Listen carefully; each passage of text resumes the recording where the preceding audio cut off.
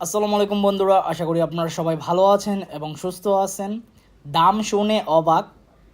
আসলে দাম শুনে অবাক হওয়ার কারণ হচ্ছে যে প্রাইস বললো এটা আসলে শুনে আমি নিজে অবাক। আর এটা হাস্যকর একটা প্রাইস বলা যায়। এই প্রাইসে আসলে এই বাইকটি কেন ক্রয় করবেন? আপনার হাতে তো অনেক অপশন আছে এই প্রাইসে বাইক ক্রয় করার। তো বর্তমান বাজার মূল্য কত চলতেছে R15B3 ইন্দোনেশিয়ান ব্ল্যাক কালার, সেটা আজকের ভিডিওতে বলে দিচ্ছি। তবে এখনও পর্যন্ত যারা আরমান সারোয়ার ইউটিউব চ্যানেলটি সাবস্ক্রাইব করেন নাই তারা অবশ্যই আরমান সারোয়ার ইউটিউব চ্যানেলটি সাবস্ক্রাইব করে ফেলবেন যেন পরবর্তী আপডেট নোটিফিকেশন পেয়ে যান।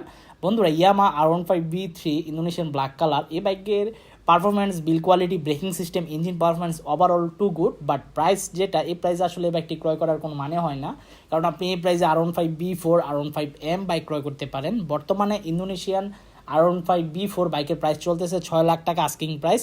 আর R15B3 ইন্দোনেশিয়ান ভার্সন বাইকের দাম চলতেছে যেটা B3 5,85,000 টাকা আস্কিং প্রাইস। তার মানে ব্যবধান হচ্ছে 15,000 টাকা। তাহলে কি আপনি 15,000 টাকার জন্য B4 বাইক ক্রয় না করে R15B3 বাইক ক্রয় করবেন? মোটেও না।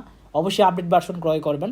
তাছাড়া আরও কম দামে 5,60,000 65,000 টাকা দিয়ে সিলভার R15M কুইক শিফটার বাইকটি ক্রয় করতে পারতেছেন। এছাড়া আরও কম প্রাইসে 5,50,000 টাকা দিয়ে আপনি বাইক ক্রয় করতে পারতেছেন R15B4 BS7 ইন্ডিয়ান ভার্সন বাইকটি। এছাড়া আরও কম দামে বাইক ক্রয় করতে পারতেছেন GPX, ডেমন, CF মোটো, রয়্যাল এনফিল্ড 350cc বাইকগুলা। তাহলে আপনি কেন R15B3 ইন্দোনেশিয়ান ব্ল্যাক কালার বাইকটি ক্রয় করবেন? তো এই ছিল বাইকটির সম্পর্কে আপডেট ইনফরমেশন। আর দামটি শুনে এই জন্যই মানুষ অবাক হয়ে যায় যাদের টাকা নিয়ে কোনো প্রবলেম নাই, বান্ডেল টাকা আছে, তারা এই বাইক ক্রয় করতে পারেন। যে বাইক ক্রয় করলাম 2 লাখ টাকা 3 লাখ টাকা কম দামে বা লসে বিক্রি করলে আমার কোনো যায় আসে না, তারা এই বাইক ক্রয় করতে পারেন। তো এই ছিল ইন্দোনেশিয়ান R15B3 ব্ল্যাক কালার বাইকটি সম্পর্কে আপডেট ইনফরমেশন।